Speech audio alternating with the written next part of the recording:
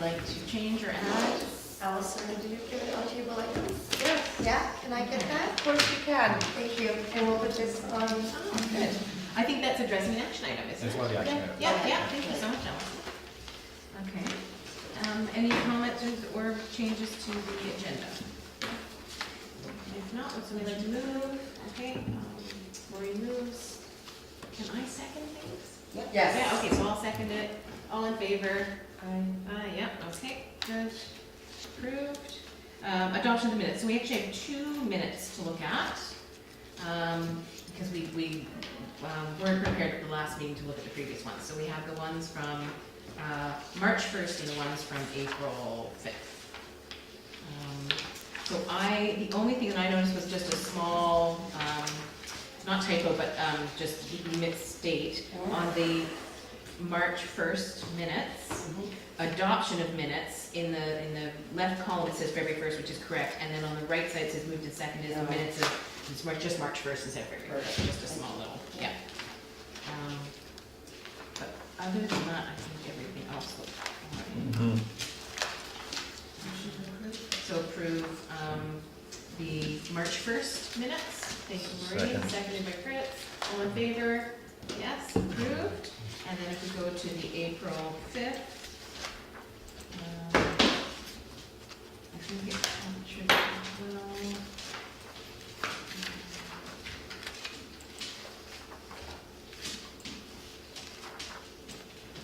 To talk to you.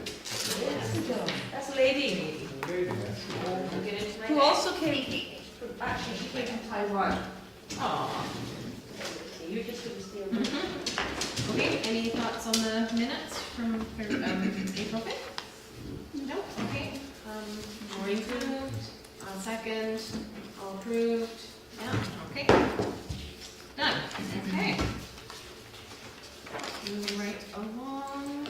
Public comments, don't see any members of the public presence. Okay, moving on. Number 4, welcome and elections. So welcome and introductions, we have a new member with us, which we're very excited about. Would you prefer Bob? Bob McGilford, yes, thank you so much and welcome. I've already worked with Bob for some time on some things, so I'm very excited to have him here and I think he'll be a great addition. Bob, do you want to introduce yourself at all, or? I'm Bob. He's my neighbor. Yeah. Other than being more in neighbor, so, and what drew you to come on this committee and what's your experience that you're bringing? That's. Well, professionally I was an architect for 30-something years, and then I retired to Bowen about 5 years ago, and I've been designing a few modest houses since then for friends. I worked in the Vancouver City Planning Department for 8 years in community planning. I did a little teaching. I was on the Bowen Island Community Housing Association 15 years ago. So What else? a wealth of knowledge. OCP. And the OCP update committee, right, thank you.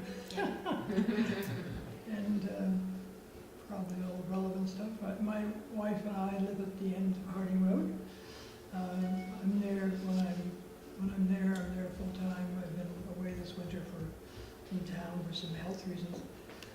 And my wife's there about half time. And my daughter and son-in-law, Marisha and Leo, anybody knows Marisha McGillicuddy and Leo Peterson, also live in the property. So we're lucky to be here. Thank you.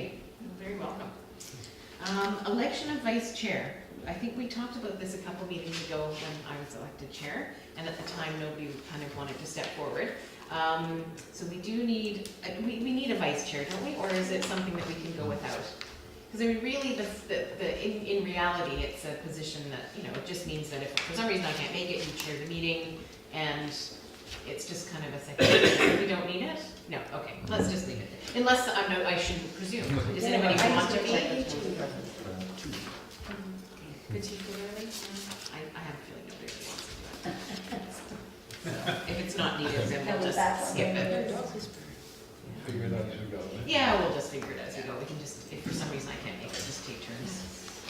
Chair. Yeah. Give it a scratch. Anything? Okay. We're just checking the terms of reference to make sure it's not anything that's required. If you want to move ahead to page 9, the review of action items, feel free to jump there and review what we were gonna. It does say vice chair in the terms of reference. Vice chair? Okay. Is anybody willing to take on the role? Come on, Allison. Oh, God. I am the least qualified person by so long margin. How about Bob? Just got here. Yeah, except with the proviso that sometimes I can't come to meetings because I'm still living in town Monday through Friday. I'm generally here Mondays, Yeah. but, Our meetings are usually Fridays. what time Friday? 9:30. Yeah, so that's a bit of a rub, because my medical schedule is Tuesdays and Fridays, and usually not till Friday afternoon. I'm happy Is to. this Monday work for people? Well, maybe that's something we could, Ordinarily, it wouldn't work for me. right. Okay. And is that's for the foreseeable future, or is it, we don't know?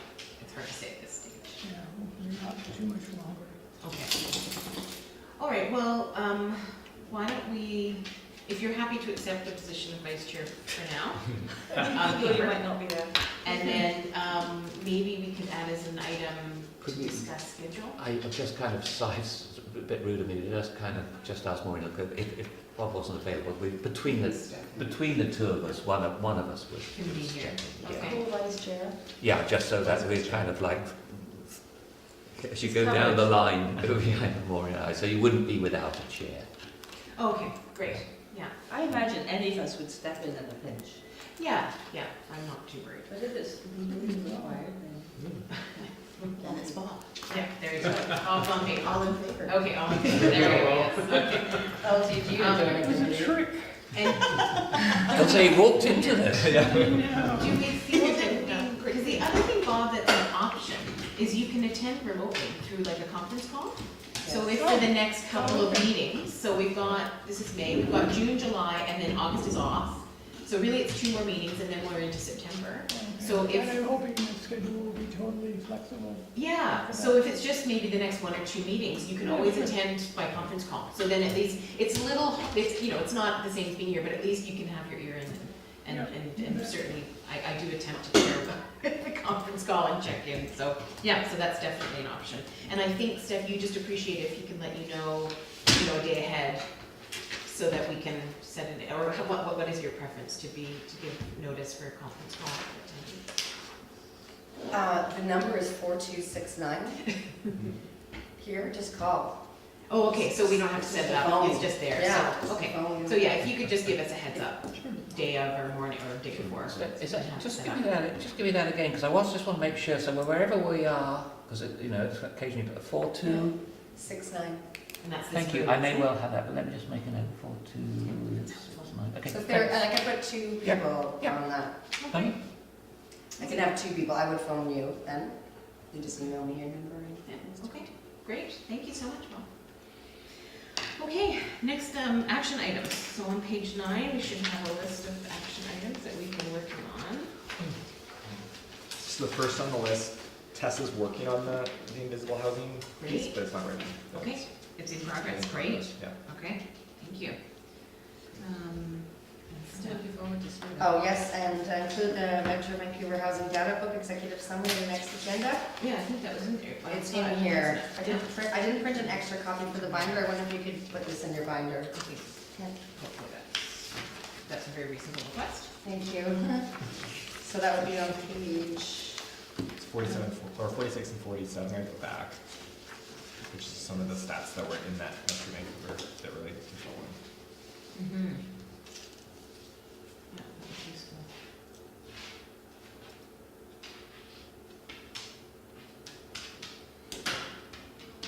I mean, it's sort of like looking at, because a lot of it comes from census, so like to 2016, so it's like interesting for like historical, but some of it goes, okay, it's a little, it's Yeah. still. It's not the most current. And the next, it's 5 years, isn't it, the census, so it's 2021. Yeah. Yeah, so we've got a couple more years to go, and then it's like another year till that's Yeah. published. The only thing I had a question of, and this is just my, Yeah. like, lack of knowledge of stats or anything, in the, page 46, second to last paragraph, Yeah. talks about the growth rates. So does that mean that's like growth per year? Is that what that number represents? Mhm. So for example, it says, you know, from 2001 to 2016, we had a growth of 365 Yeah. units. And so that means 1.3% each year building. Is that what that number represents? I don't know offhand, I would assume Oh, okay, so, this is but, what, just like, from, this is directly Sarah. from them. Yeah. Okay, so yeah, that's what, the only thing that seems to Yeah. make sense to me. Yeah.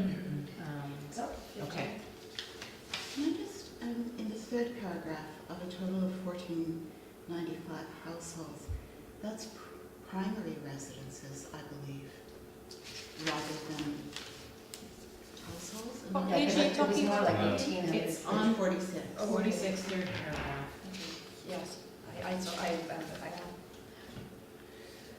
Does that make sense, Daniel? Because those numbers aren't jiving with some of the census data. How many, because there's like Yeah. 1,700 and something, 1,800 properties. Yeah. But some of those are vacant lots presumably, right? Actually, I thought, no, is it lots or is it actual physical doors that you can? Yeah. I kind of, Mm. was it just taxable entities, be it a That's what physical property or just a piece of land? Yeah, I thought it was Actually, that very- 1,800 number, whatever it is, was the Yes, lots that were taxable, like Yeah, because whether when they we- were built or not. When we were looking at this internet thing, Yeah. sure, Yeah, we were looking at the amount of, I mean, obviously a lot is not going to require internet, yeah, but a property might. right. And I don't know, I was kind of working on around the 1,800 give and take number. Yeah. Daniel, am I Let's see. out of? If you Yeah, find it. in my head I have like 1900 properties and that 1495 is, let me just, I'm just gonna check the original document. Okay. Yeah, because there's something wonky. Yeah. There are over 1,900 hydro connections. Oh, I was looking at energy data. okay. Well, and that's, that would account for different various suites and Yeah. all Yeah. those kinds of things. Because I know I lived in a suite and we had a separate hydro connection from the house. So, yeah, Okay, yeah. I mean, here household income has 1495 total households. Household income. Is the census data you're looking at, Daniel? Well, I'm looking at that Metro Vancouver housing data and they're taking Yeah. that from 2016 census, they say. Okay. Actually, Daniel, could you do us a favour, maybe, even if not now, I wouldn't mind just being able to crystallise those numbers, because we talk about it, whether it's here or on other issues, quite a lot. Yeah. Just so we know how many, if you like, physical properties we have, and I recognise some of them have more than 2 hydro, yeah. And how many actual lots, for want of a better, am I? Yeah. Yeah, because just to get the numbers, if it's 1,500, we have 1,500 properties, shall we say, that could get internet. And I recognise there's more because Yeah. some have 2 lots, you know. It's not a perfect number, but we throw this number around, I have been anyway, about 1,800. What have you been working on? More about the same? And then Yeah, that's I think it'd be good to have just that really clear, yeah, just on the yeah. record. So Like the any number of time, not lots, necessarily now. Yeah. and then number of, I don't know how we want to, what the proper term to refer to, Yeah. households, Defer to Daniel units, on that. dwellings, whatever, yeah, exactly, whatever that number might be. This could, yeah, total occupied households, 1495, and that's, Occupied, Yeah. okay. Occupied households, okay. So do you mind if I say 1,500? 1,500 total occupied households. Okay. and I don't know if that's taking from the census, like the, you know, that is occupied by the, I forget what their language is, right, but it's like occupied on that day as your usual place of residence. or As your something like that. primary Yeah. dwelling. Okay. So the census always has trouble in Bowen capturing the people who are here and are in Vancouver and are, you know, like. Yes, like people just like Bob, who are Yeah. kind of split residents. Would you describe Bowen as your, like, how do you mind if we use you as an example, and feel free Yeah, not to sure, answer, no. but whether your It's home well- in town or home on Bowen, you describe as Yeah. primary? My residence for voting is Bowen Island, Okay. but our house in town is my principal residence, even though I'm here most of the time. And Okay. that's what the advice was we got. So, Be tax purposes. Okay. So, And I yeah, think for primary. census, it's on a certain day. Like, they don't ask, what do you think is your most? They're like, on, as of To- May as of 1st, today. 2016, Correct. are you living here? Yeah. I think is how they ask it, I think. Interesting, okay. That's my memory of last time. it So I came out. wonder, because that will feed into our conversation in a little bit, which is talking about this, this application for the housing needs assessment. I think that's something Yeah. that, for us on Bowen, would be really important to distinguish. Yeah, If that is how the census is done, that might shift numbers then for us, if we can determine that secondary, which houses are secondary. but I know like the summary Marina put together showed that, right? Like percent of households occupied by, or whatever that number Yeah. is, where it's Mhm. like, how That's many of just them what are we're looking for. people live here, yeah. I'm not sure if you always get honest answers. Well, that's it, I right? don't know, because Yeah. the tax consequences are so huge. Well, that's what, like you say, But there's they a actually variety of get- tax They consequences. actually get the right answer. Yeah, and I guess for our housing needs assessment, would hopefully you would get an honest answer as opposed to the census, which is, Everybody that has a house involved in a Yeah. house in Vancouver will be exactly the same. yeah, would say Vancouver absolutely They'll as always their say primary Vancouver, oh, it residence. has to be taxed. Yeah. Well, the thing is, a married couple, No, Can I- that's the unfairness too, like for I instance, know, if you I have- know, It doesn't, the whole system is kind of weird, right? Yeah. Like, for instance, if you look at household income, right? And if you have two people in the household, that's two incomes together, right? Now, in Bowen Island, there's probably more families, so they take less in. That's how you compare those numbers. But to be, from statistics or data, you have to be very careful with it. I think though, for our purposes, while people who own houses may well, if they have two houses, say that it's people who are renting, chances are they don't have two houses. Absolutely. They're gonna be here. So for our purposes, in terms of how many people are renting and income relationship to renting, I suspect that what we have here is pretty correct. That's true. But I think for our purposes, we need to be substantially or enforceably, reliably correct. Yes. I think it will always be a moving feast. I mean, Yeah. as you say, census is of the day, so what about 6 months down the line? So it's to Yeah. the best of our, Well, let's make some notes, and I feel like this will come back in when we talk about the housing needs assessment, and we can talk about if there are specific data points that we either want to gather or survey or whatever. So, okay, so we'll move along. On the action items list on page 9, number 3, Steph is going to create a standing agenda and a proposed recommendation for council, which you sent. Yeah, so there are just two there now, and Yep. just notes. Yep, that's great, and we'll just keep that as a running item. So Bob, for you, we found that at each meeting, we were coming up with 1 or 2 suggestions, is it on the next Oh, page? yeah, Yeah. there. Ideas of how we could, like, just a concept that we could take to council. So rather than at each meeting making a recommendation, that we're gonna gather a list, and then at some point, we will edit it and put it forward to council, and I'm sure there'll be an appropriate time. Maureen? Sorry, I'm just going back to Oh, earlier. yeah. The 1495, I can send you this. It's private dwellings occupied by usual residents, so Okay. it's primary dwellings.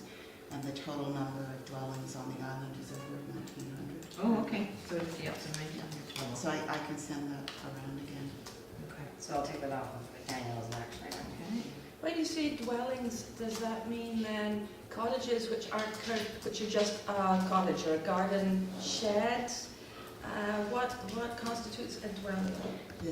If you look at the census, they're very Clear clear about that, I'll about look it. at it. It has a door, for Okay. example, private entrance. Okay, that's great, that's very So helpful. like a secondary suite would be Yeah. considered that. Okay. So if somebody lived in a secondary suite, answered the census, they would say, I live in a private dwelling Yeah. versus the person who lives upstairs or Yes. whatever it is. The- Yeah.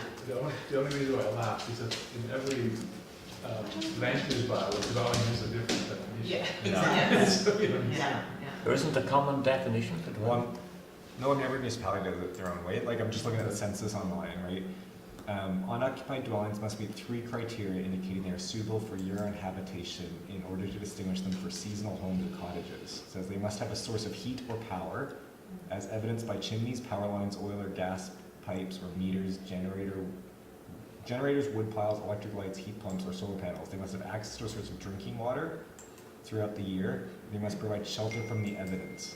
So that's what they're looking for. They're not looking for kitchen or cooking facilities, or they're saying, does it have heat, does it have a roof, and does it have water? And that's a glowing for them. Okay, Okay, Yeah. pretty basic. Yeah. okay, good. So on to the list from April 5th. One, Steph, email the planning report from council agenda. What's that? I would have probably done that during the Yeah. This is I am on page 9, and I'm looking at the second list from the April 5th meeting.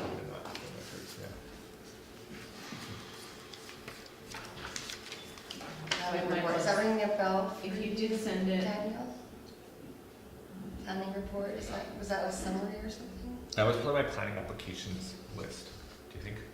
Okay. Because that's what we looked at last council meeting, was just the planning applications. oh, I'm seeing it, you emailed it that day. Sorry. As discussed, Daniel's planning report from, so it is an email, and it was sent April 5th, if anybody wants to refer to it, so I apologize. You've I all haven't clearly looked read at it. Yes. So it's in our Sorry. inboxes, and if anybody wants it, I don't know how big it is, if you want it printed, I guess, ask us.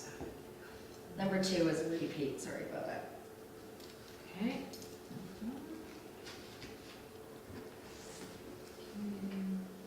Yep, number 3, so we haven't got together, we still so ongoing, number 3.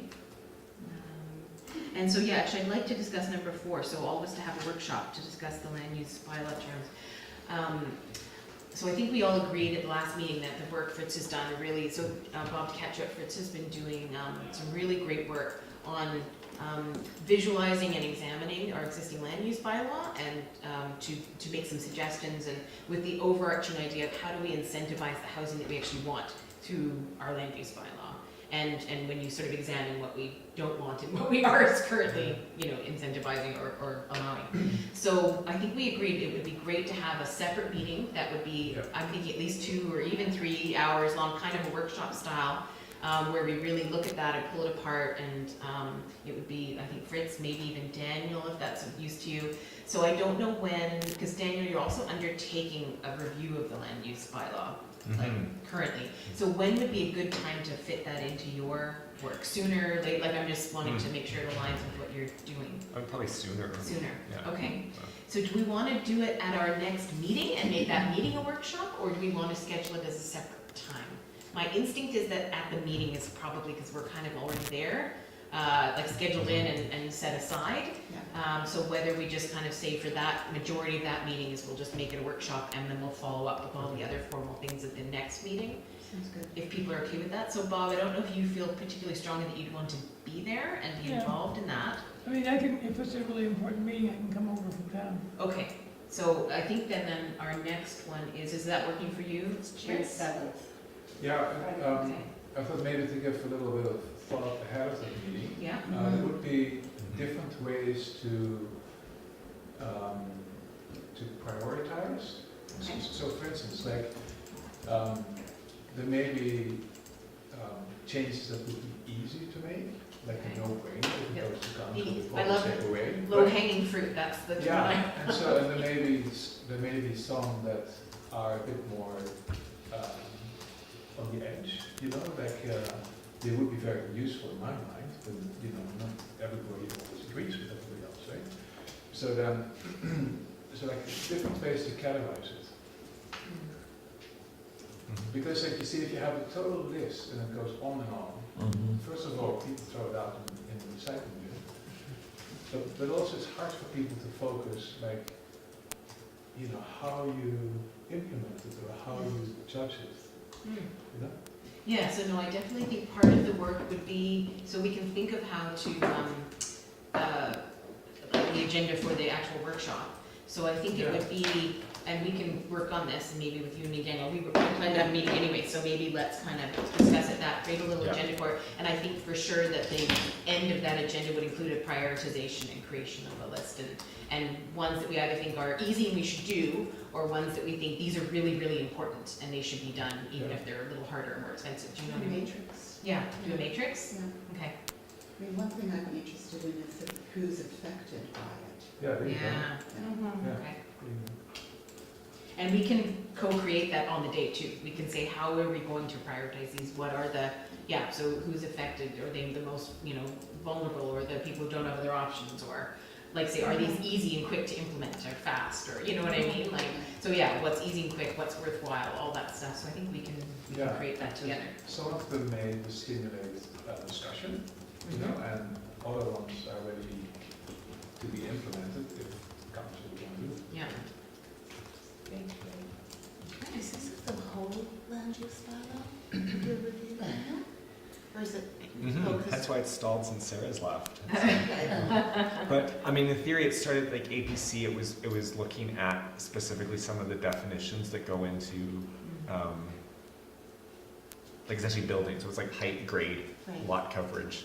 Those are the ones that affect like every building permit, and looking at, okay, how are we defining it, or what are holes, or what are like weird places in the bylaw. Yeah. And I think you touched on some of those, and some of, like I said, that's the easy stuff, refining and tightening or loosening some definitions, right? And those might be easy wins. Yeah. But then next day there might be ones that are like, oh, these are a little controversial, we really need to figure them out, or, and hopefully there's some community engagement or consultation in this as well. So that might be what we also identify in the matrix is, we feel as a committee, this is a really important one to go to the community and needs to be discussed. Oh, this one's just, nope, these are really straightforward, just, what do you call it, housekeeping, these are just tidying, putting us in line with other communities, so those kinds of things we can identify. Yeah, great. Okay, good, so we Can I are, just add one thing, just Yes. before I take her out? Yeah. Could we also have the OCP regulations or the requests for the, where it applies? Because sometimes OCP things dovetail into Well, building the- regulations. The OCP is really easy to read because it's chapter 7, it only takes an hour or so. So it actually, and it's less, because it's less specific. Yes. I think the OCP is almost more like what's missing. Okay. You know? I better. Yeah, go ahead and interrupt. So maybe that's just an item to discuss on the agenda is what parts of the OCP are relevant to be looked at while we're reviewing this. Because I think you're right, they do work together. Not that we want to undertake an OCP review, that's a whole other thing. But I think they need to be considered while we're looking at them. So what I would do is read the whole OCP and like the land use bylaw, what's kind of working against providing housing. So let's kind of hit it somewhere else so people don't realize. Yeah. You know what I mean? And then the actual chapter 7 is, it's accommodating, Okay. that I understand everything. Okay, so, Marie? Just the last page of our agenda, it looks like Sarah went through the OCP. This is a good example. Just a review of the restrictions regarding mobile homes, pre-house, and tiny homes. So she's flagged them. Flagged a number of the policies and indicated where the lack of clarity is. Yeah. Even moving on that. I think that could be helpful. Like close it down, right? Yeah. Well, and I mean, I know there is lots of talk about, tiny houses, trailer parks, those kinds of things, and looking at why those are, what that, exactly incentivizing those different things. So, and maybe it's a matter of, so let's schedule Fritz and Daniel and I to meet sometime. Maybe let's say before the end of the month. And I think Bob said he was interested, right? I think we probably extend it to the whole committee, whoever wants to attend, but it's more of a strategizing with the three of us about, to set the agenda for the day, and then we were gonna talk about, the review of the secondary detached suites bylaw as well. And I've lost my train of thought. Anyways, so we'll meet and discuss that, and I think we can, maybe decide what's in and out of scope, because again, we don't wanna go too far, but we wanna make sure we don't, head in our stands, not even look at the OCP. Oh, and that was the other thing, we might assign, I think it would be helpful, assign some reading, like say, hey, can you guys, ahead of this workshop, please read chapter 7 of this review, or whatever it might be. Yeah. So I think we could discuss that as well, and send out and ask people to read ahead of time. It's like a book club, right? It's like a book club, you're doing your homework. So Do you want to set a date for that now? Should we set Otherwise, to the it's going to be the 3 end of May. I'm going to Since- say, oh wait. I know, we and need to do the that. only reason I say the end of May is because I'm Yeah. super busy for the first couple of weeks, so, Really? well, I'm busy for the next week. I was and just saying, I'm on no, you holiday. don't sound busy. No. I'm on holiday. When are you back? I am back on Thursday, the 23rd. Okay. So it can really be from the 23rd onwards. I'm away the 31st, the Friday, You're away? on the 31st. Okay, I'm We're just also looking at Fridays. away, and then I'm at a conference on the 30th. So either the 23rd, 24th, or Monday, Tuesday, Wednesday of the 27th, 28th, 29th. Fritz, is there any that's better? Because I mean, I guess we're probably more flexible than you are. Is there any better or worse days for you to? Well, the 23rd, I prefer, Friday the 24th, I prefer it in the morning. Sure. Like So why don't we just do that Friday morning? 8:30 or 9, whatever you prefer. What works for you? Will you come over on the ferry? Like, do you No, want a ferry well, time? I mean, you see, that's why. Yeah. So why don't we say 9:30, and then that works for you for the, whatever it is, the 9 ferry? It's 9:30, okay, sure. Yeah. Yeah. So Can you done. say that again, please? So 9:30 a.m., Friday the 24th of May. Okay. And that's a meeting with Robyn, Fritz, and Daniel. And it's number 3 on our action items. We're going to discuss the detached secondary suite bylaw and the bylaw review workshop. And we'll do agenda. I said bylaw review workshop, scope of revisions, and assigned meeting. Yeah, perfect. Yeah. Okay. Cool. Done, thank you.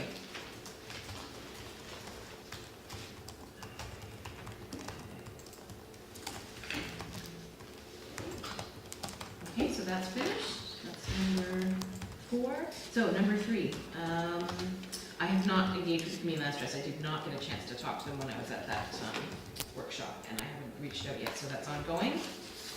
Number 6, funding opportunities for RentSMart. So I think RentSMart comes up later in our agenda, so I'll address that in a little bit. Number 7, Chair and Councilor Nixon plan to engage with tenant landowners regarding education, which is this RentSMart, so that's happening, and the matchmaking program. And I think that's on the agenda later, isn't it? Or is it on top? Hi. We're almost there.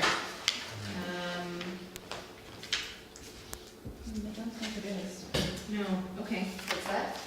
The number 7, the second part, which is about a matchmaking program. So I think this is sort of, Allison, like a little bit tied into what you've worked on as Looks well. like it. So maybe should, Talk at the same time. yeah, we can just talk at the same time as Allison's. Okay. And so that's what number 8 is, brainstorming ways to talk to overhoused community members. That's So I'm 10. wondering, is that on the agenda? Or that was a late? Okay. I just want to jump in because Tess is here, so I don't want to leave her waiting for too long. Can you talk about this after text? Yeah, could we talk about it after that? So maybe after, like 7, can we squeeze it in as 7.2? And bump 7.2 to 7.3? Sorry, I know I'm doing this after we approve the agenda. So we'll just squeeze it in after 7.1. We'll talk about that. And then number 9, Fritz and Daniel, consider capital gains. Okay, so I think that can be part of our discussion, and it sounds like Bob's got insight as well. In the bylaw review workshop, just that there's, I think even just acknowledging that there are tax considerations that will influence how housing is, labeled and determined. Yeah, so just, I think it's more yet to be discussed. Okay, so action items have been reviewed.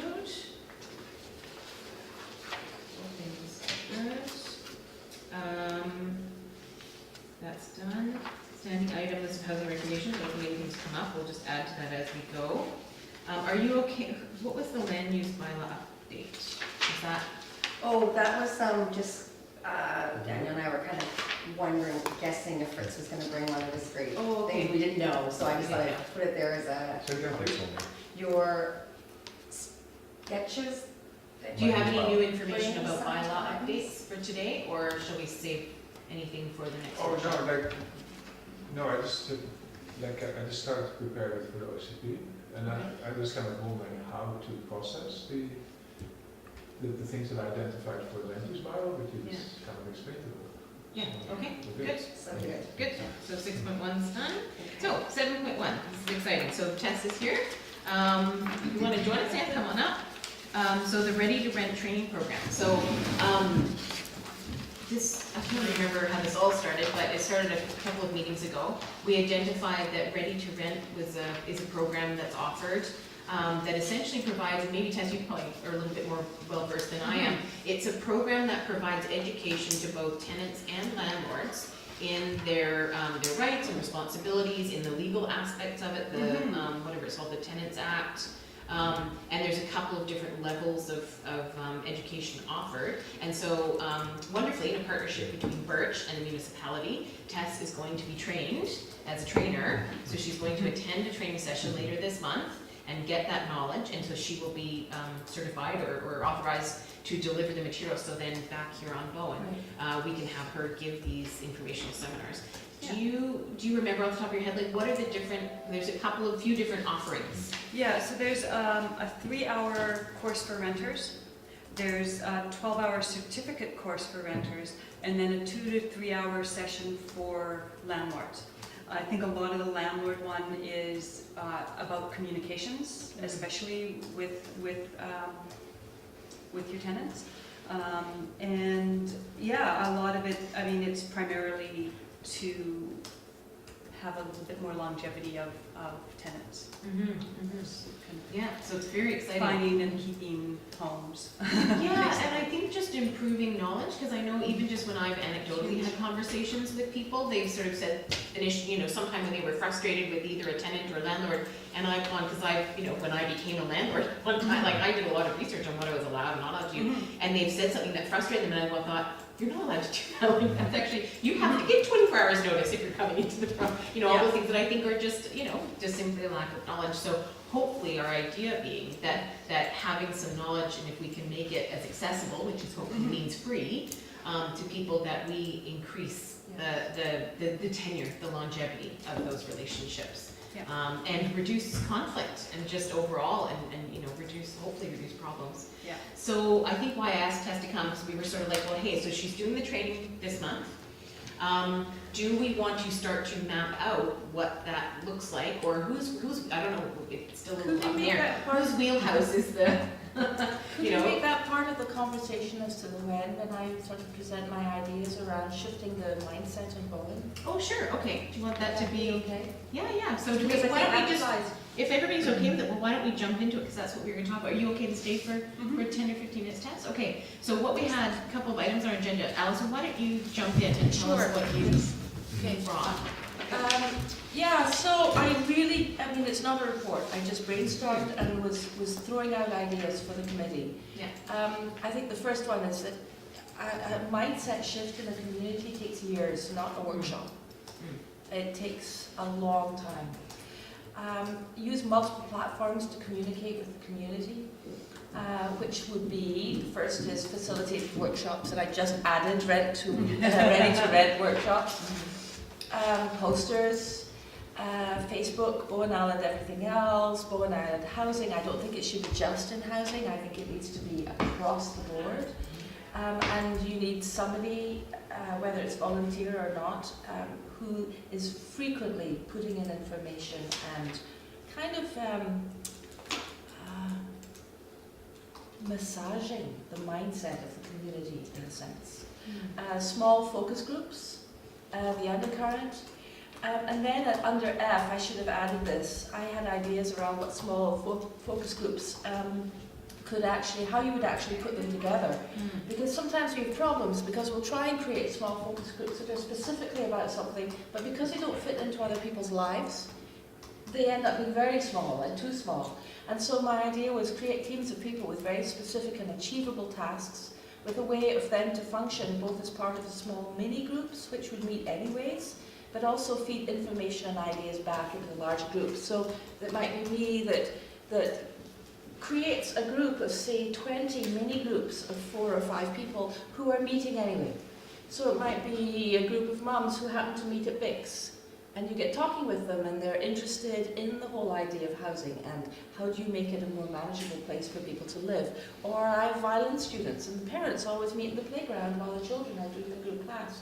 So that's a group right there. You have people who meet at the library where their children are doing story time. And you communicate with those groups, but they're also interested in the larger topic. And so one of each of those people would become my contact person, and I would get in touch with them regularly.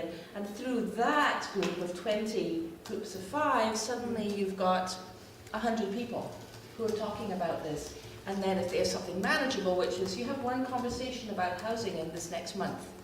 If you've done that, then you get that information back to me. 100 people having a conversation with one other person is 200 people suddenly. Anyways, so that was my idea. Then possibly even a retreat, because it's not just about trying to get people to do something different. It's about shifting the place that they function out of. And people have a choice. You can either choose to rent because you say, I want to get as much money out of this. We're in a financial pinch. We want to use other people. Or you say, I do this because it's needed. And it's a matter of how do we change that conversation in the community so people recognize that they're doing something for others. And so it's not just a matter of saying, I'm going to rent for as much money as I possibly can get, $2,500, $3,000. But you ask the other question, which is, how much can these people actually afford? And you rent from that perspective. That's the radical shift in the mindset. And I think people thrive when they function out of a place of generosity and altruism, rather than a place of greed. And when you change that conversation on Bowen Island, then it'll become a generally a healthier community. So it's about shifting the spiritual / psychological mindset of the community, as opposed to just simply saying, now do this, which won't change anything. There, that's my... And one of the things that comes to my mind as well is thinking of it also as, because there's a few different ways, right? There are people for sure who have to rent to pay their mortgage, right? So they're absolutely looking to maximize the dollar value. There's people who don't necessarily need that, so it's tapping into them and saying, hey, are you, what are you willing to do for the right tenant, or those kind of things. And then I think there's even another one where there's people who financially don't need to rent anything, but they have space. Yes. And how do we incentivize them or make it easier or welcome for them to rent out that space that they otherwise might not have? I absolutely agree. I'm not undermining the fact that some people choose to rent because they absolutely have to. Yeah. There was on the CBC lately, and it was a program, it was kind of interesting because it was an older lady and a student. And it was a mutually, you heard that? It was a mutually beneficial relationship. It was actually really interesting because both of them were very pleased by the outcome. Maybe that was a bit of a nice example. Well, it is, yeah. But I mean, we're also a small enough community that I don't think that's out of the realm of possibility that we can make those kinds of connections. And I think that's where this concept of the whole kind of matchmaker or thing came in.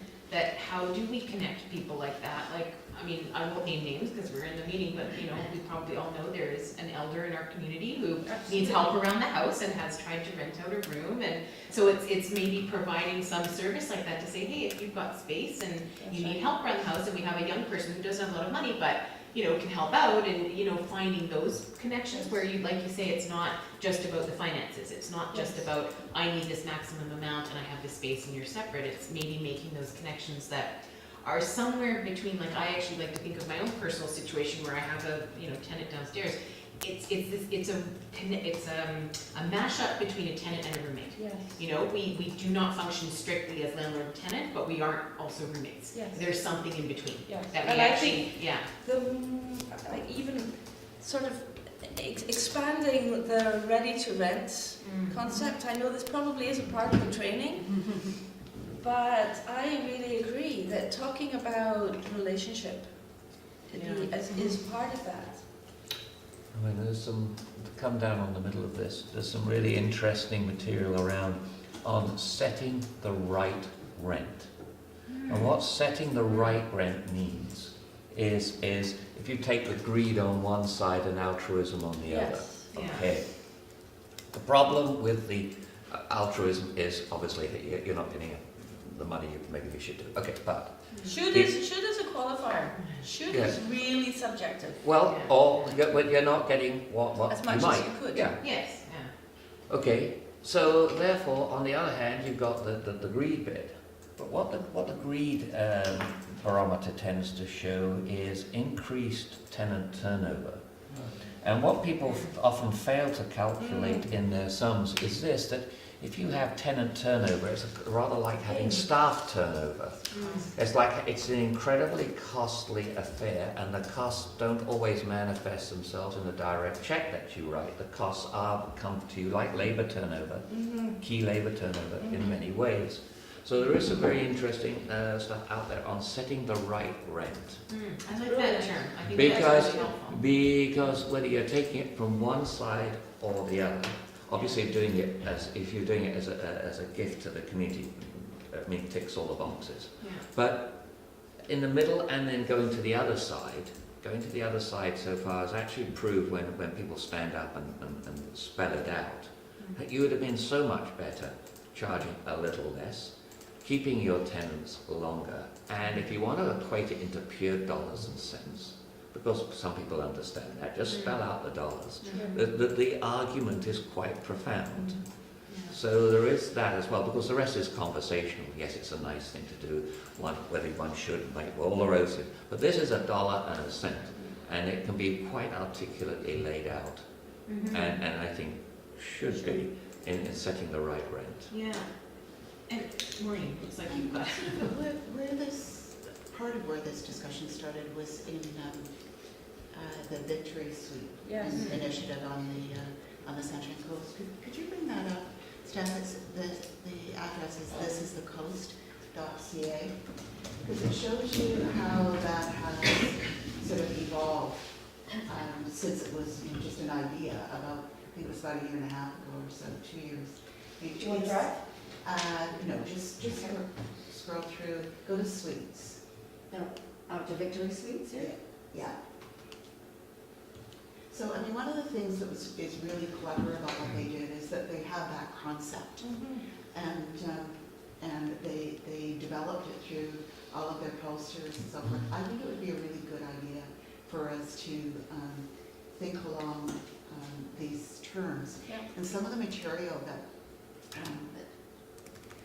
Sorry, just going down, is that what? Yeah, some of the material that we'll get through participation in the, what is it called? Ready to Rent program could possibly be repurposed for distribution through this. There's a lot of storytelling involved, so-and-so did this. We did a little bit of this as part of the session, the Bowen Housing session, that dealt with detached secondary suites. We had one person who had recently done that renovation and talked about it. But I think this kind of direction could be helpful. Yes. And I also think it's now time for us to actually put in the call to the Victory Suites people and ask them, how's it going? Yes. The last time I asked, they said it's too soon. We don't have the data to report. That was 6 months ago. Okay. It'd be very good to know what the result is. Action item, I'll do it. Okay. Thank you, Maria. So I think for me, the big thing is who's, and this does tie into the Ready to Rent. So the Ready to Rent is its own distinct program, but for sure, if we're running it on Bowen, it's something that we can build on. So like when you do the sessions, I'm thinking we address, if we get some sort of Victory Suites program or whatever it looks like here on Bowen. And I like that idea of setting the right rent. I think that's a really great way to put it. And I can see it almost being, what I was getting at is who takes responsibility, like who's the lead on this? Is there capacity, either volunteers on this committee, is it the municipality, is it Birch? Like, it's kind of seeing, I think we need a little more, this is great, and I think we now need to basically develop a plan. And I think that's one of the next steps, and then figure out what's the work that has to be done, is there a budget that goes with that, and then who's gonna do it? So I feel like, does that sound reasonable? That's the next step, is to develop a plan. So it sounds like, Allison, you're very excited about this. You're willing to work on the plan? I am. I don't feel I have the skills to do all of it. No, and I don't think you should do it alone. I think it's something that should be developed as a group. Yes. So, I'm certainly happy to sit in on that group, okay. for sure. And so I think I'm happy to be part of that group as well. I have quite a bit going on the next couple of weeks, but I think once I'm through that, sounds like Maureen was good. So I think that could be good. If, of course, anybody else would be welcome, but if that's probably a good representation. So maybe action item staff, Maureen, Allison, So we Robyn get to together. meet to draft a plan Great. for Snug. whatever. wait, so Yeah, big there you ones. go. I think we're just needing to draft a plan. It's not like a working group or a committee or Okay. anything like that. We're just literally gonna have an outside session, draft up a plan, bring it back for review. Then actually the pressure's off for the next meeting, because it's our workshop meeting, so it can be for the July meeting, we'll bring a plan. And I think in that, we'll address the ready to rent and when we should start, doing that. Because I'm just excited because we're doing it. So it's just sort of, I think that was why Tess came, because it's like, well, when's the right time to start offering these programs, these sessions? And is it sooner than later? Do we want to jump into it, or should we wait for this plan? And, My feeling is wait for the plan okay. and then integrate the ready to rent as part of that plan. Yeah, okay, good, because I think that implementation of the ready to rent is, like, I'm feeling it would be really good to get a session in, depending on which one, maybe one of the shorter ones for each. Yeah. Say before September. I feel like September is this big turnaround, like Sure. end of summer for renting and all that stuff. So although I know summer is not a great time to give sessions, or maybe it's in September. So let's kind of aim for that as just a ballpark. So it's not gonna happen in like June or July, but it'll Okay. happen, I think, maybe let's aim for September, but we'll plan that out in the plan. That makes sense to me. Okay? It also could be something which happens every 6 months. Yeah. Well, this is exactly why we invested in training Yeah. tests. Mhm. Because we That's had right. the option, I got the quote for the trainers to come here and give us the session, and it was a lot. Yeah. I was about double the cost of the course, and then of course there's the investment of your time and everything to get done. So we thought, you know what, for the investment, Sure. to then be able to run it, and I would think, depending on the course, like twice a year, or we can just see how maybe it's once a year, and then the more in-depth one is It's maybe once a year. is once a year kind of thing, so it gets strategized, but I think time will tell, and we'll create a plan and see how it works out. And then the only cost is, there's also workbooks, right, Yeah. that we have to get each time, so maybe that's the nominal cost to the person Mhm. taking it, or we can find a way to cover that cost, so. Great, Sounds great. thank you so much, Tess, yeah, we're all very excited. Thank you. Yeah. Yeah, okay. May I just ask a question? One of the things, when we introduced the secondary. Do you need Tess? No. Okay. It's okay. One of the things when we introduced the secondary suites bylaw was just monitoring as it went, as time passed, as to what the uptake was. Yeah. From looking at the numbers, it doesn't look like there's great uptake, or is there stuff in the background that I'm not seeing? One of the things that I think I've noticed is people building smaller initial homes. So people are planning Oh, interesting. with the idea. So lots of people, when they are buying, are asking me about it. They're site planning based on it. So I think I've had like maybe 3 or 4 who have built their home so that it will be a detached secondary suite. Oh, so the home will be. So they build it, so they're They allowed. built the small one first. Yeah, exactly. With the plan that they could build a So bigger home. it doesn't show up on our numbers because they haven't built a detached secondary suite, they built a house. But they sort of thought, okay, I'm gonna build this now, and then in 5 years, I'm gonna build the house, and then this will be the rental unit. But I'm just gonna build this now. I would point out, because I know several people are doing that is a secondary suite, and also they're planning for their old age, because they may be very convenient to have some carers or whoever Yeah. there, and that is exactly, I think you're going to see this as a huge trend. Now, I'm speaking as one of the older brethren in the room here, and so my age group are looking at the smaller house with that exactly as described, and I think that is you're going to see a pronounced change. Probably less of the sort of the 4,000 plus square foot houses. There'll always be some, but less and more of the ones with this architecturally designed. I know, Fritz, whether you would agree with the architecturally designed suite for either for rental or later on in life for carers. And I would think, Maureen, I haven't done sort of analysis on this, but my sense is that the minimum lot size is such that it means it's not primarily used as a mortgage helper in terms of, because it's driving, you can only do it on a bigger lot. And if you can buy the bigger lot, you're maybe not as, the people who come in looking for it initially, they're looking at, whatever the cheapest house is on the market, and then they go, can I get a suite in there as well? And so they can't have a detached secondary suite anyways. So it's sort of the bigger ones where people are, they're long-term planning, or they're thinking, okay, I'm gonna live in here, and then, maybe my kids are gonna live in here, and I'm gonna live in a house, or something like that. They're sort of family planning as opposed to mortgage. It's also an example how the land use bylaw can make a huge difference. Yes, Yeah. that's what I was thinking. And it's more like incentive zoning. And Yes. you know, I mean, if you give a rental suite as additional square footage, and you take it or not, then a lot of people take it. And it has to be this rental ready, right? Yeah, I was just going to say that opens up a whole. I mean, I think we've, funny enough, touched a button there.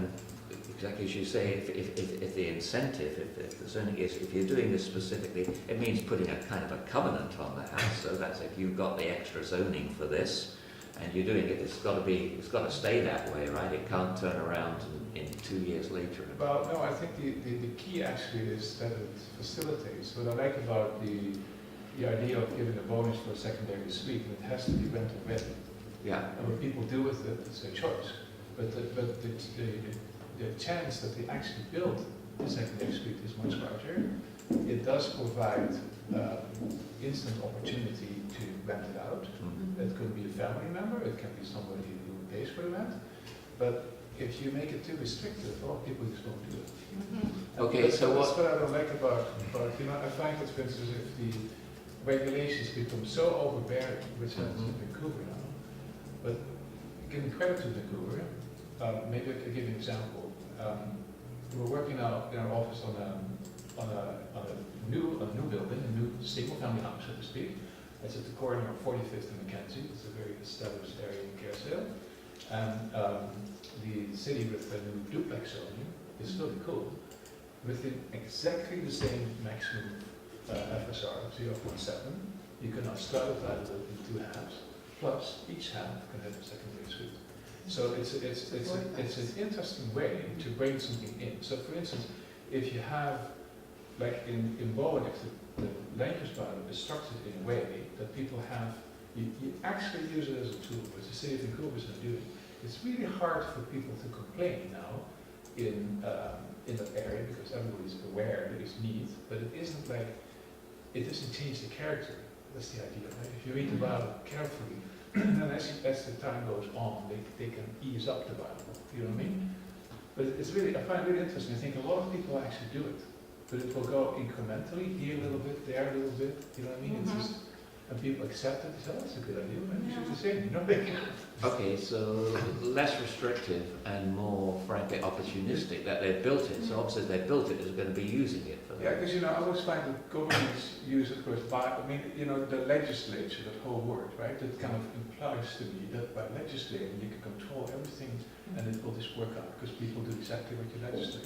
I don't think it's like that. I believe it's facilitating and making people, encourage people and make them enthusiastic to move forward.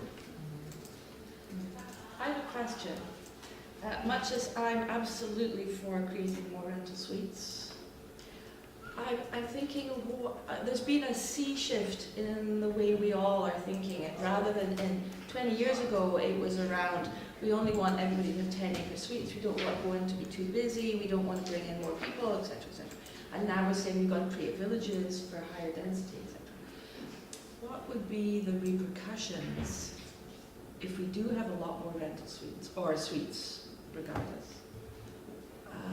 What's our basis in terms of sewage, water, etc.? I mean, the consequences of opening up all this. I'm just asking the question. It's not that I actually want to go there.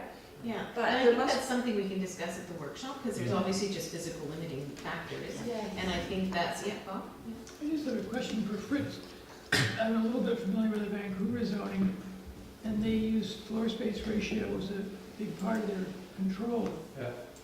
My understanding is we don't really have that on Bowen. Well, that's some questions. It's like, what can you do? And that's where Danielle, who will be clear on what the communities are and everything else that allows the municipality to do. So I think that's really important to have the clarity what the limitations are of the municipality. Yeah. Because I think that's the idea, some of the diagrams that Fritz has shown, and you could watch previous videos if you want to get filled in on what Fritz has presented at the last few meetings, are, you know, just looking at a diagram of most, I think, of our zoning is lot coverage. It's not Yeah. floor space ratio. Yeah. So then it's saying, well, you know, if you have a 10-acre lot, you can build a, you know, ridiculously huge house because of lot coverage and all that stuff.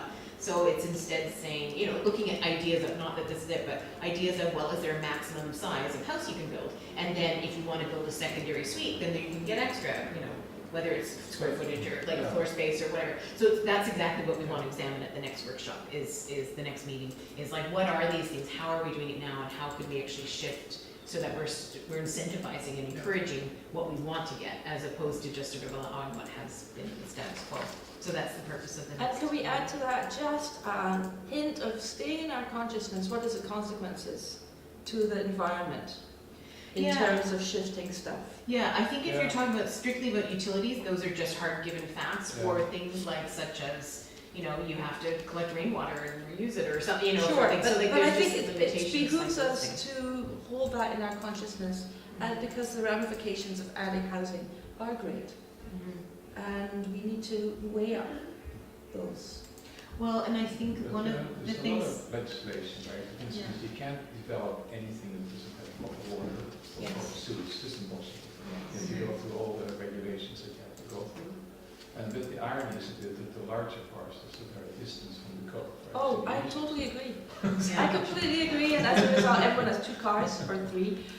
But I do remember 20 years ago hearing a lot of talk about groundwater, septic, all that stuff. And that a certain number of wells were acting up, Tunstall Bay was suffering as a result. I just think we just need to hold that in our consciousness as well. Yeah, yep, agreed. We can't just I look think at it one has to side of be it. a part of the discussion, is services. We just one house on Cape for Securities, and for the subdivision, they had to put a well in. But McTaggart didn't like the well once, and all the water was from rainwater. And the well is only there to, you know, use for irrigation. So it's like, you know, Sure, and if that's the way we end up, say, is encouraging rainwater, that'd be great. You know, if we discover that that's something that environmentally makes sense, Or is possible. or it's possible. Yeah. Yes, Yeah. I larger know. lots it is, that's the irony, larger lots, everything is easier. Yeah. Okay, I'm going to move us along to the next point. We've got 7.2 in the agenda, which is a council referral. So we're a little bit behind, we have 45 minutes allocated for this, so we'll get done what we can get done, and I'm pretty sure that's pretty much the last thing on our agenda. And then we'll just touch on, if the next one is a workshop, let's just look at the timing for next meeting, whether we want to expand the time slot. So let's jump in. So Daniel, this is your, So this is, we talked for a while about housing needs report and the provincial requirements, and so they came out in April. They actually came out with what they're going to require, and so you can see starting page 11 is in it. Yeah, so 15 is where it goes through and says, okay, your housing needs report is going to need all these things. You can see they basically compile all these stats that they say this is what it's going to have to, everyone's going to have to provide. And then on page 22, they say this is going to be the summary sheet that everyone is going to have. So essentially give this little 4-page thing that says summary. So it is that every municipality is probably have the same, and you could go to their little summary and see, pull out the high level stuff. And then as part of it, they announced funding. So they said Bowen can have up to $15,000 funding to complete this housing needs report. And there's a grant application, and the deadline is May 31st for this round of funding. So my goal is to submit before May 31st to say, yes, we would like $15,000, please, thank you. yeah, great. So council has directed staff to prepare the application and referred it to the Housing Advisory Committee for comment. Great. So I'm trying to see exactly. So all things being equal, that would be pretty much a given, would it, Daniel? We would. Well, so they put out this criteria. So in my little oversheet, I pulled out what their criteria are. So it's like, so their criteria is there are for planning areas that are required under local government to complete housing needs reports. Like, okay, we've done that. We don't have a current housing needs report for ours is more than 5 years old, so we go that. And then we're looking at demonstrate community consultation and public engagement, including with neighboring local governments, First Nations, nonprofit service providers. Strategies for capacity building for local government staff are cost effective, include in-kind or cash contributions. And then you can see in the application form, that's tucked to me a little further back, but I pulled it in that referral letter, some of the specific questions that I was like, okay, I could use the Housing Advisory Committee input for. In particular, so I'm looking at page 44 right now, it's the actual application, and it says, so existing housing needs reports. Oh no, so that one's fine. Proposed activities, so what exactly do we think this, what are we gonna do? What other sources of data collection do we think we have, or do we think are important to include other than the sort of data that they have, so the census data? And, do we just want a consultant to come and do some data analysis, or what else is important for the one context? And then same with 9, the community consultation, public engagement. And then they ask sort of neighboring local governments, First Nations, nonprofit service providers, nonprofit development sector, vulnerable populations, other. So those seem like the key pieces in terms of what exactly we're looking for. And then in terms of budget, I haven't done it, but I'll put it together, and I'll put, like, staff time will be the in-kind contribution. We'll say Daniel's worth this much, and the municipality's not looking for funding to cover staff time, most likely. When I asked Islands Trust, they recently completed those Southern Gulf Island one and the Northern, and they said it was $40,000 to do the Southern Gulf Islands one. Okay. They didn't have a number for the Northern one. Did that include their staff time? Or was No, that that was just the the consultants? consultants. So I go, oh, okay, so $15,000 may not get us. But it should, I mean, if that was a pretty comprehensive. Yeah, and that was multiple That was islands and multiple everything, islands so- and everything, so, yeah. One of the things that I remember from the press release was they made the argument that the majority of the data required would be accessible through census and through provincial data portals. The provincial stuff wasn't accessible at that point, but the guy I spoke with said it would be shortly thereafter. So the cost of this would be, the labor involved, I think, is compilation. The labor involved in anything over and above what the province wants that we think is important, and the cost of the community engagement. Yeah. Does that make sense? Yeah. Yeah. And when I looked at, like, you can see on wherever their news releases, they have a link, so it's not, but you can go to their website and they do have, like, all kinds of information. They've done good work sort of compiling it all. Is that you're talking about the group that would actually be doing the assessment? So I looked at a whole bunch of those assessments. Yeah. Some were definitely better and in more depth than others. Yeah. I'd be interested in going back and taking another look and maybe having a conversation. Yeah. That's okay. Can I just ask Daniel, on the page 46, the Metro Vancouver Housing Data Book, Yeah. they provided this? Yeah, this last one, this is what Metro Vancouver does, basically every census, you can full. Not for discussion now, but I'm just concerned, I see these household income figures, and we had a page, I got to tell you the truth, I just don't know how it makes sense, because it showed West Vancouver with this very low, and so please not to waste our time on it now, but if these figures are relevant, I've got the greatest trouble just on my knowledge of the various areas, as we all have, of trying to get my head around some of these numbers. Yeah, 88,000 is the We median. might want to do, I'm not trying to take up time on this now, Robyn, but if these numbers are ever material to some of the things that help or don't help, then we may have to go back at it, because Fritz, you may be better advised on that, but how West Vancouver can show this very low household income, there's obviously a reason why it does.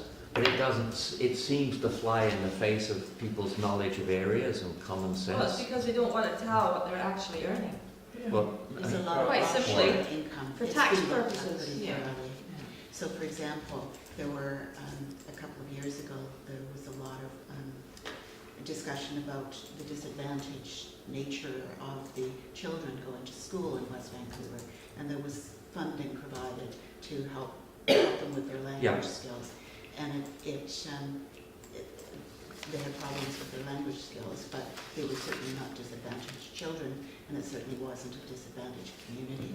So it's been done to that. yeah, it is, because it does on the surface look, you've got to agree, it doesn't, no. And show that you don't show your Canadian income, you're still taxed, well, anyway, whatever. But, Yeah, I don't want to get into the weeds about West Vancouver. No, nor so do I. As long as it's. nor do I, but I'm saying if these numbers ever become material to the way we want to go or Yes, not, I then agree. it's gonna have to just come back again, and I'm glad. Okay, that was information you were given then from the provincial government, right? Yeah, I was gonna say, it's gonna be challenging for us without, because I think a lot of this relies on census data, and that's the information we have, so unless we undertook a survey, an additional survey that asks Yep. about income, we kind And of you have know to what, work we with wouldn't what get we've it. I don't believe that most Yeah, people would actually tell us. They don't. But Yeah, no, or no, people again- are very sensitive when Yeah, it comes they to are. that. Yeah. So it's a very careful thing. I think you can get what people are paying in rent from folks, Yeah. whether you can get their income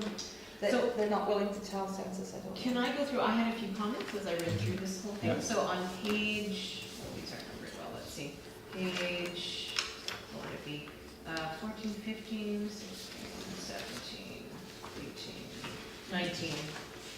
So it's listed as page 5 of the BC government guide, anyways, I don't think it really matters, you don't have to look at it, yeah, it's one of those pages. The only thing is they require suitability of households and overcrowding, which, I mean, I think is a good question, but I would like, I'm just trying to think of things that are different about Bowen. I think we should look at overhoused, because I think that's actually probably more of a problem for us.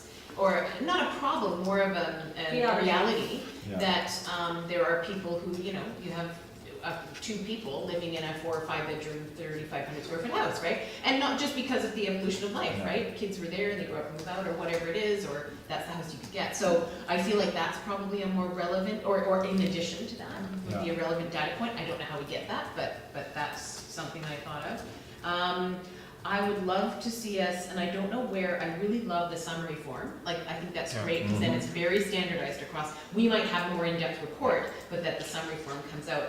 I feel like if we're allowed to slightly modify this, or certainly in our Yeah. report separate from that, I would love to see information on summer staffing needs. Because I feel like us and probably other communities around, we can even look to see how they're dealing with it, or how they have done it in their reports, ones that do heavily have a summer tourism industry, summer staffing numbers. However we can collect that or acknowledge it or doing that, because I think in an ideal world, sometime in the future, we could attempt to address summer staffing housing needs. Yeah. I don't think it's our most pressing, but it's something that I think should be in the plan to figure out how to address that. So having that information would be super helpful. I wonder, has Trevino done a housing assessment? Well, Kelowna's done a robust one. Yeah. But I don't know how Trevino- seasonal they are. Yeah, but that's, Yeah. I'm just thinking of seasonal communities that might have already done a recent housing Yeah. assessment. You might get some of the questions. Yeah. Yeah, or how they got that information, or whatever it is. It might just be Because a, we are, like in our business licensing, asks Right. the number of employees and asks for seasonal. I remember we got that in there. So in Yeah. theory, Tesh should be able to pull, We'll have a you little know, bit we'll of something say, there. this is our year round and this is seasonal. Yeah, yeah. And So I then think tell that'll them. be a great Yeah. start. Yeah.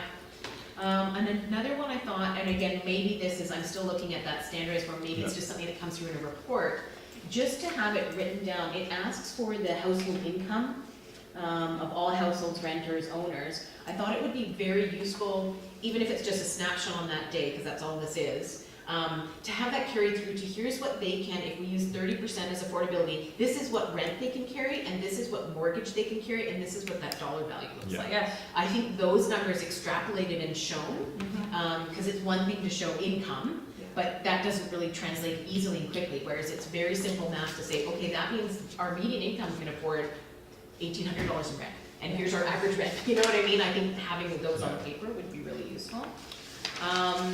One thing, another one asks, on the 4th page of that sort of summary document, it's sort of open lines. I think you provide, you know, a summary. It's page 25, sorry, of our package. And it just provides kind of open-ended, here's a summary of that. So I thought for affordability, I think we need to provide a definition, and that might exist elsewhere, but I think that we would say, you know, we are as Bowen Island agreeing that affordability means 30% of gross income, 35% of this. Like, I think we just need some sort of common definition, and I feel like this would probably be, this report would be a very good place to do it. And there are government definitions, so I don't think we have to reinvent the wheel, but I think it's more of a let's make our decision. I've got Michael and then Alice, okay? I mean, given this is a standard form, and Yeah. that's great, I'm actually surprised they haven't come up with a standard definition. And it might be in there. And I'm just wondering, because otherwise everyone's going to come up with their own definitions. No. And it would be very helpful to the receiver of this if they had a standard. And I think that's it. It's simply us finding that and saying this is our definition and this is where we got it Yeah. from CMHC, Sun-Tracy Housing, wherever it is. Allison. Yeah, one of the housing assessments I saw, and I can't remember which one it was, Salisbury, had snapshots of families, different types of families. So it had one where it's a single mom who's working at the local store and has 2 kids. And they know how much she earns. So Right. full-time at the store, she earns this much and is paying this much rent. Therefore, she's paying this percentage of her income. That's really helpful. Or someone where dad is off or mom is off working full-time in town as a lawyer, likely earns this much. Therefore can afford to pay this much. Were they real people or were they like fictional They were examples? fictional examples. So that might be something useful that we But could... based on real dollars. Yeah, based on real people and likely... And real incomes that are in the island. Yeah. By the way, Tofino did do one, it was done in 2015, Yeah. and they do an employee accommodation available and impact of vacation rentals. That's great. Okay, good. I've got Bob and then Maureen. I've always been uncomfortable with the 30% figure, and I never knew until today that it was the gross income. And I don't know the answer to this, but it seems to me like it would be worth considering whether that percentage graduates with actual income. Yeah, makes sense to me. Because if you get this proverbial, where you, with 2 kids and working in a store, I mean, 30% of her gross income is probably 40% of her net income. That's a hell of a lot of money when you're in a tight budget. People are rental poor on this island. Yeah, in Vancouver too. And another aspect of it that I've always, and I'd love us to consider, and again, I don't want us to buck the, standardized measurements, but maybe it's that we acknowledge standardized and then we say, actually, this is our own measurement, utilities. So, like, I don't know how much, some of our housing stock was built as summer cabins, and it's not well insulated, and I've heard stories of people having absolutely enormous Yes. electricity bills, because they just simply don't have, efficient furnaces, they don't have proper insulation, all sorts of variables. So in my mind, I would like to see what we would agree, or maybe look at precedents. What is an affordable number for your actual housing costs, including your utility bills? Because if you're paying $1,000 rent, but you're paying $1,000 in electricity, that's not affordable. Whereas if you're paying $1,500 in rent and $50 in electricity, it's a different measure. So I would like to see us include utilities somehow in that measurement. One of the things that Metro Vancouver did is they produced something that dealt with housing and transportation. So it was the housing transportation cost burden study or something like that. Okay, yeah. And they used a series of profiles of individuals, photographs, narrative. They did it very well. But the core argument was that, housing costs, you couldn't really consider housing costs in isolation from transportation costs. And I think on Bowen Island, there's an even more convincing argument to make, to be considering the two of them together when you're thinking about affordability. Yeah. So it may not be that we have a ton of questions about transportation, but just that in the final report to the ministry that we're underscoring that for them. Yeah. So yeah, I think I think we agree. So utilities and transportation costs. And again, you think of the single mom with 2 kids who maybe do soccer in town. Now, while the ferry costs are free because they're doing sports, the cost of gas is not. Yeah. The car's not free. No, The car is not free. I even know for myself. No, it's just the kid. Oh, that's good. It's Oh, really I not didn't know that helpful. Okay, aha. I even know for myself, I rented in Miller's Landing, which was 2 kilometers from the cove, and now I live in Blue Water, which is 10 kilometers from the cove. Yes. So my fuel and car wear has literally 5-fold from what it was before. So, I mean, that's, even though I got a cheaper house over there than I would have over here. So I completely agree that that should be somehow taken into account. Maybe in our snapshots of people that live. Yeah, maybe that's how it is, right? I think that's actually, thanks Alison, I think that's a super useful tool, that even if it's, we don't have like hard data on the whole island, having something like those profiles that just shows this is actually how much their transportation costs are, starts to give some reality to those numbers. I think that would be helpful for people here. I'm just looking at page 6 in the minister's report, what is it, page 20 in our agenda package. What are they interested? Yeah. Because that's going to be the core thing.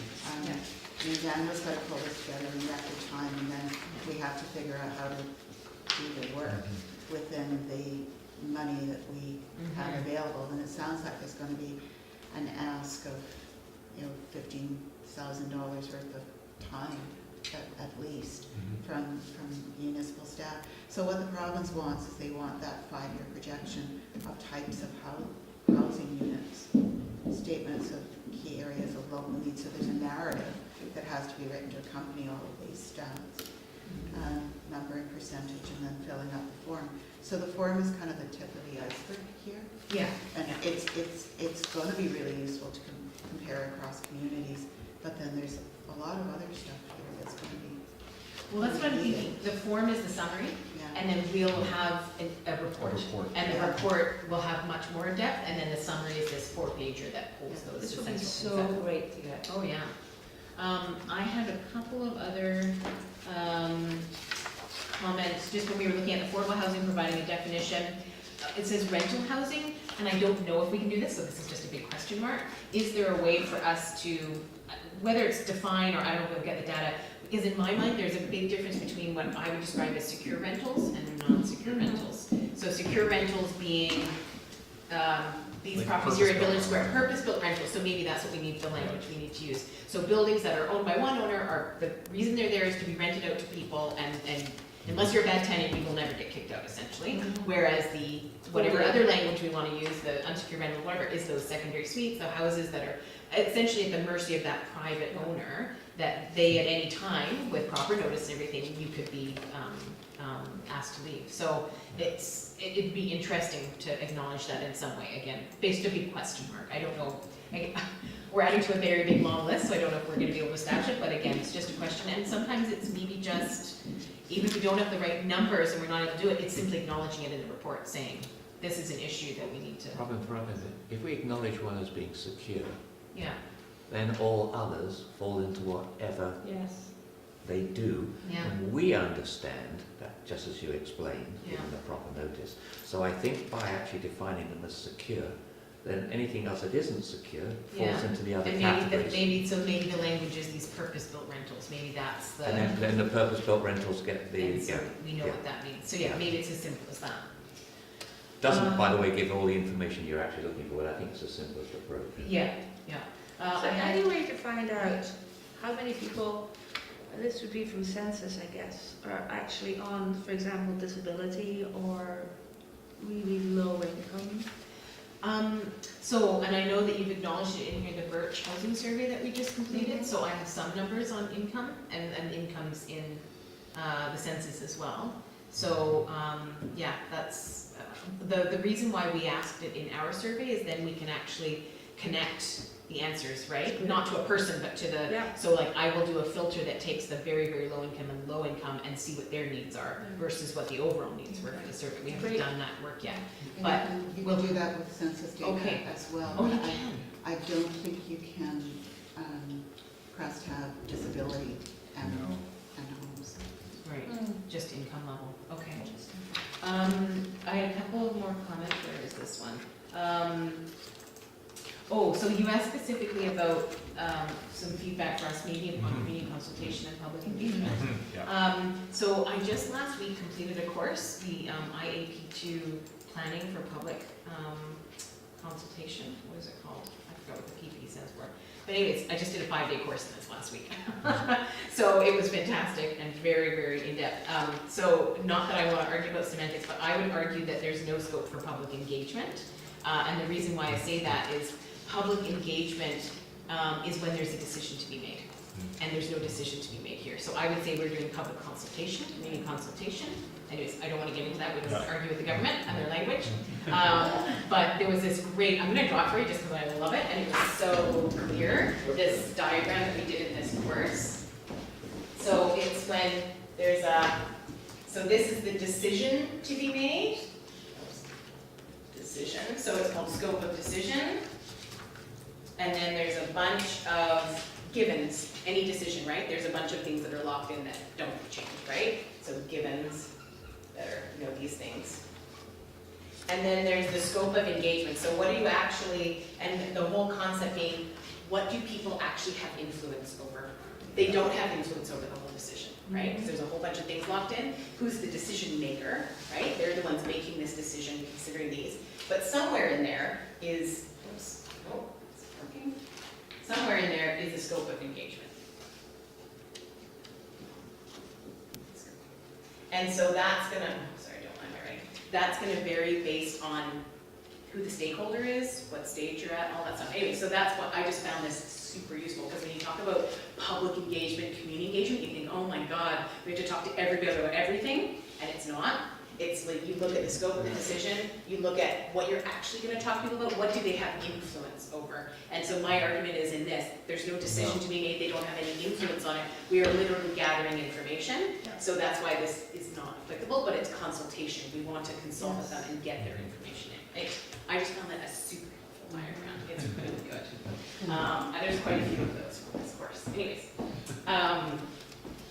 so in terms of consultation, they've got it listed there, neighboring local governments, First Nations, non-profit service providers. Oh yeah, so my comment on that was, sorry, you listed some questions. I think I pulled the ones from the grant application that I felt like, okay, these are ones that, some of them were sort of straightforward, I can just write them, and some were like, okay, what do people think in terms of, and this was, the consultation, because I go, okay, neighboring local governments, probably not. That's on page 44. Yeah, so say I've gone to 44. First Nations, but then when I go to non-profit service providers, health authorities, so what comes to mind for people? I don't know, so you like could talk, like I've had a conversation with Colleen at Caring Circle, and that was a worthwhile time, so I would say an interview with Caring Circle and or, other health care, representatives on the island. For nonprofit developers in the housing sector would be Birch, Snug Cove House, and Bowen Court. Were the 3 active ones on the island, so that might be simply an interview with a representative from each, or if you chose like a focus group with the 3 of them, whatever format you think is most appropriate. And then I wrote down for vulnerable populations, it could be as simple as interviews with vulnerable renters, because I certainly know a couple of them. So people who've struggled with housing or had to continually look for new rentals or can't find suitable rental accommodation. It's always a bit of a struggle. I'm not sure how you risk the people who are at risk of homelessness, but there are people out there. And I know Allison, maybe you could even help with connecting, or maybe I can. Yeah, so we could reach out, and again, I would probably say like interviews. Yeah, I don't know that a small focus group or, like I don't think a survey It has to be one-on-one. Yeah, it has to be one-on-one. And then the other group, under other, I thought it might be employers, and again, it might just be an interview with 1 or 2. And that's, like I can't think of any other format of engagement or consultation that would really be appropriate, cost-wise and time-wise and all of that stuff when we're doing it. I feel like focus groups and interviews are... The other one I have, there's the landlord theme, I think specifically like Village Square. Right, what's your wait list? Like, yes, which we, I think, and which they've disclosed many times. They give us, and they keep it current too. Yeah, so that's useful as well to do. So, and then I would hope through, engaging whatever professionals that we're going to engage with doing the report, they'll have additional feedback as to how to extend But I consultation, but I think you're right, Rob, in terms of like, you know, because instinctively you're going to go, oh, let's do an open house, let's do a workshop, and you go, but yeah, That's we're not not gonna- really, it's not really what it's going for, it's sort of the data collection. yes, thank you, and that's like a lot of what we discussed last week, because inherently, municipal authorities do open houses, like it's just Yeah. a stock standard, probably legislated, like way that you have to Yeah. engage with people, and it's virtually one of the worst ways that Yeah. you can possibly do it. Yeah. So, so I agree, like hopefully the consultant that you engage to do this will go through working with, if we can give them who we think the stakeholders are, we Yeah. can sort of suggest it, but Yeah. it's so interesting, one of the things, again, I learned at this course was, I think it's I forgot what it is, it's a 22-step process to plan public participation and public engagement. Choosing what format, like open house, interview, focus group, all of the different things, is like step 18 Yeah. out of 22. I'd love to see that. Yeah, so I can share some of this information with you. And so like there is a ton of planning that goes into it, and it's identifying who, what is the scope, and it's fascinating. I cannot retell you the entire 5-day course, but I'm happy to share a couple of things with you as well.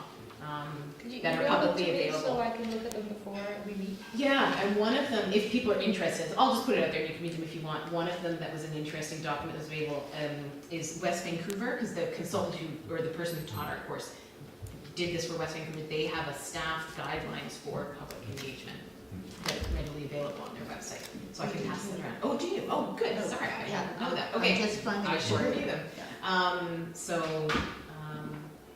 That was all I think I had.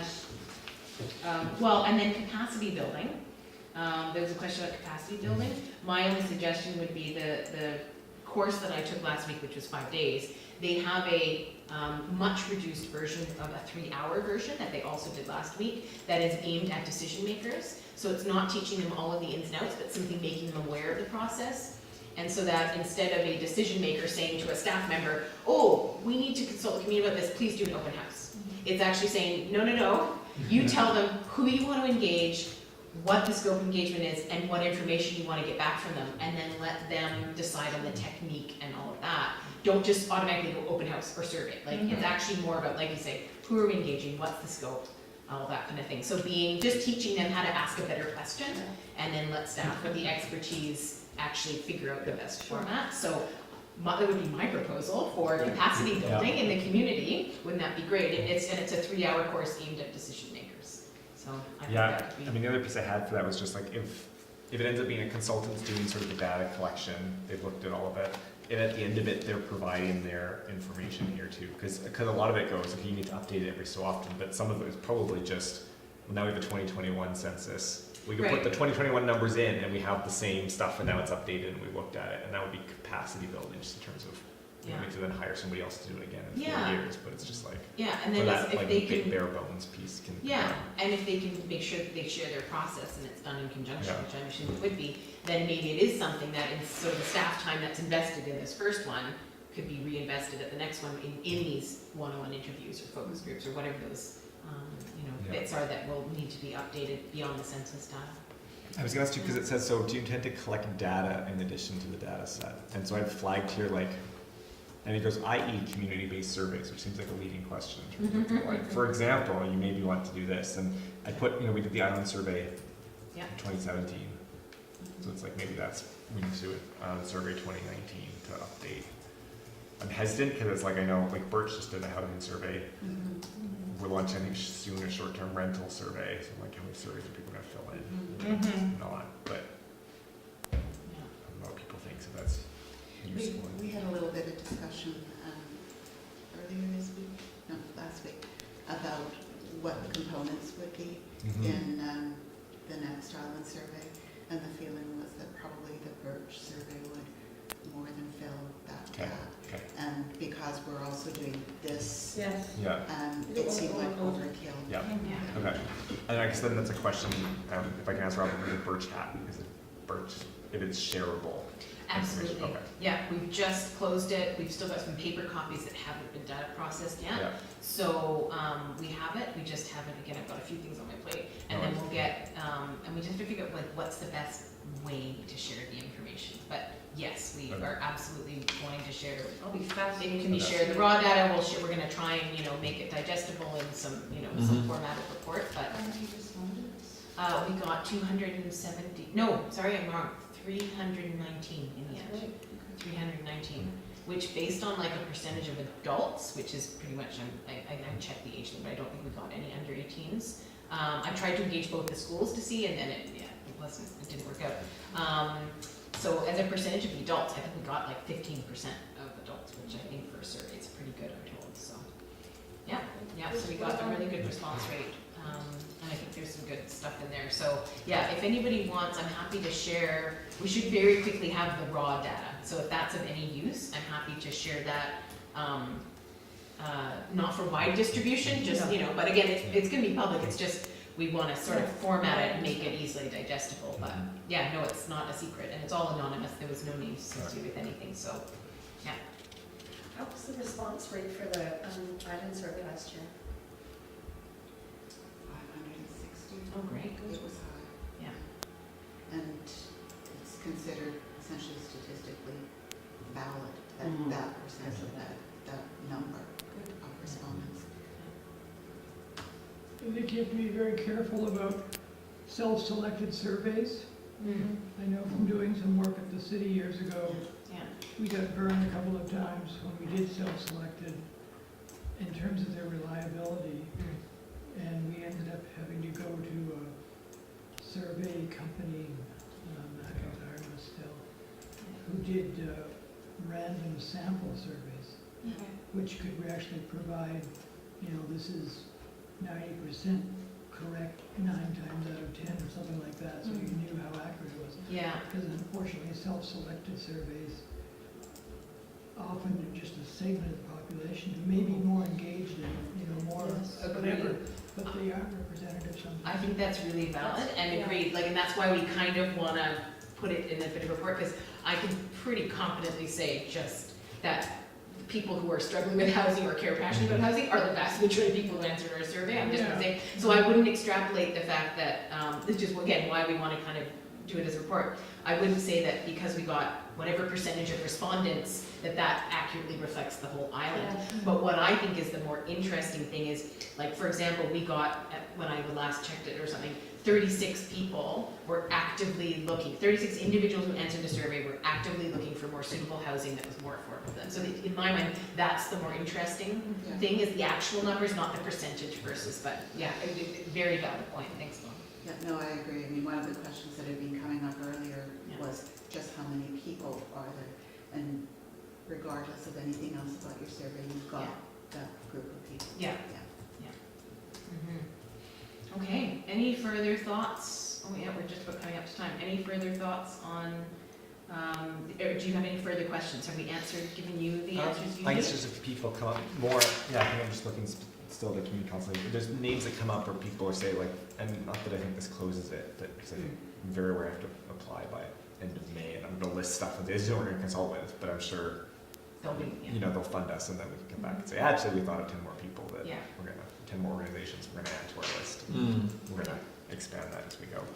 I have a phone call booked this afternoon with somebody from the Whistler.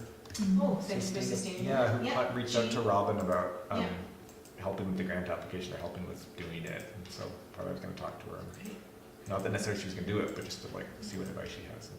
Just with the grant application, my sense would be to keep the scope as narrow as possible to meet the requirements for the grant, because you can always go bigger. Whereas going smaller when you said you're going big.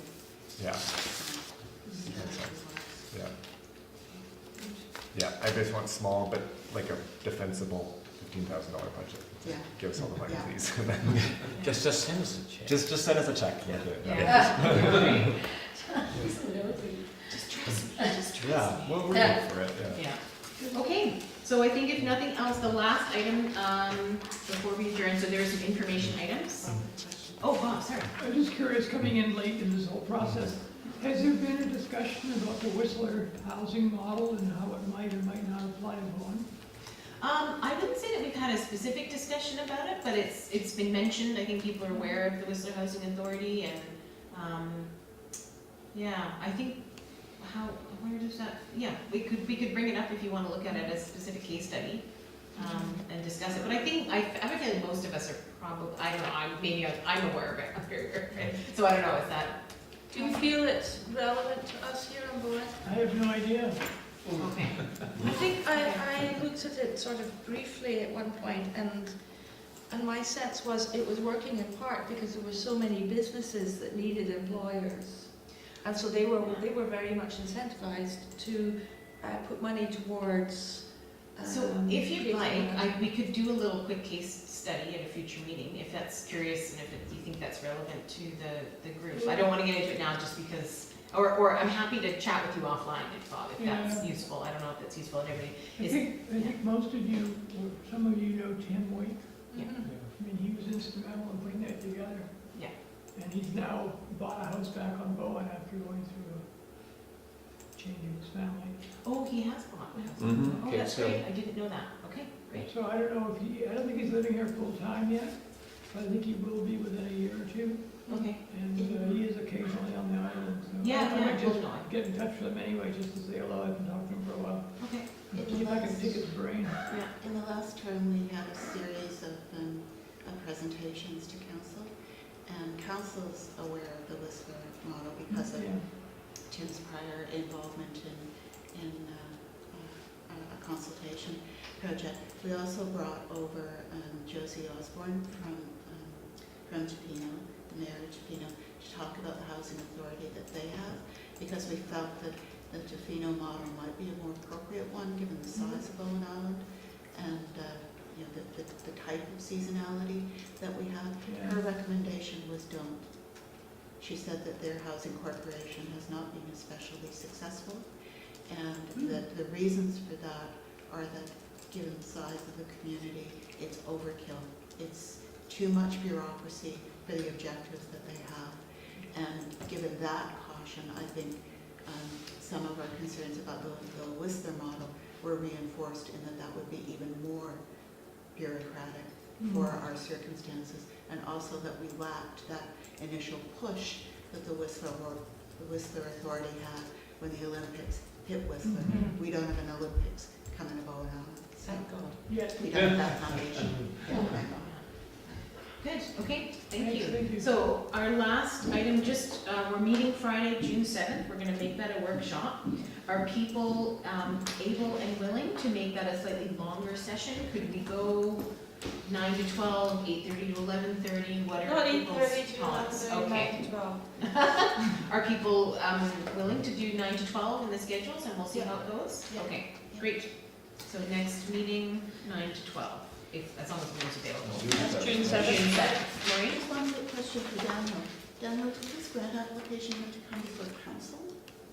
Do you need a resolution? I think I need a resolution, just because in the application form, like a direction to draft to do it, right? But the actual application form, please submit the following council resolution indicating local government support for the proposed project and the willingness to provide overall grant management. Okay, that speaks for itself, then you do. So I need that by that last meeting. Right, so we just put the resolution on the, Well, I could put it on my On the comments on the agenda. next meeting, it wouldn't be. We've got Agenda. time, haven't we? probably do have time to put it on next. If you just want to get it behind you and get it done. The 13th Yeah. versus the 27th, you don't actually see the application. It's a pretty straightforward application. Yeah, I don't need to see it. I think province-wide, Yeah. I think it speaks for itself. I don't Okay, think we... so- Maybe check with Kathy. Yes, but I think it would be. I don't see why anyone would not support you in that it's not, the cards are on the table, it's pretty transparent. Good, okay, thank you. Yeah, Thanks for a few recommendation. minutes late, adjourned, 11:16. Thank you, everybody. Thank you very much, everybody. Steph, will you just change the times of that meeting? Because I tried to change it, I've got your format, but I can't change the times. Because I have all the administrative power over the You calendar. have all the, you have the power. Okay, so it's going 9 to, sorry. 9 to 12. Please, yeah.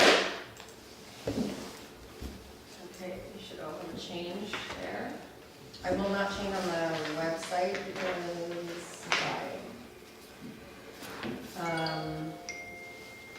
Well, if I'll just say the official committee meeting. Oh, that came through quick. oh yeah, that's a Yeah. good question. So is it an official meeting and then we And stop that and then it's a workshop. workshop? Is that how it works, or do we wanna have it all open and, like, I don't know how we, I haven't done that I before. think it may as well be a meeting, Yeah. like, but Yeah. we just, because it is a working meeting, but Working we still have an meeting. agenda and we do the Yeah. opening and then. Okay, we so I'll go change to the time on the web. Yeah, I Put think it so, all in the yeah, agenda, 'cause yeah, that's if no need. people wanna come and listen or Yes. whatever, I think that would be fun. Thanks, that was very speedy. Oh, we'll try, a little late, but. Yeah. Mhm.